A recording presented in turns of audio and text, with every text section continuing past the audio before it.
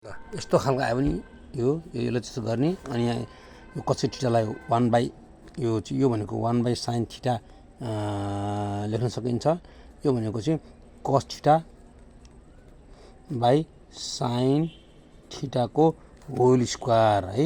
अब यसले चाहिँ आरएच निकाल्नु छ। त्यसले गर्दाखेरि अब यो एलसीएम लिँदाखेरि के हुन्छ sin थीटा हुन्छ माथि 1 cos थीटा को होल स्क्वायर हुन्छ। यो स्क्वायर भनेको दुईटैको तल न्युमिनेटरलाई र डिनोमिनेटर दुईटैलाई स्क्वायर हो है।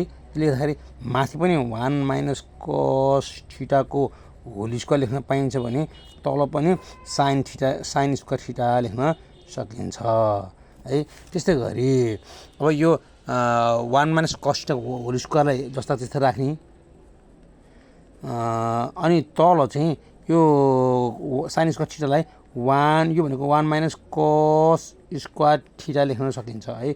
यो भनेको a square minus b square फर्ममा गयो माइनस 1 cos थीटा को होल स्क्वायर।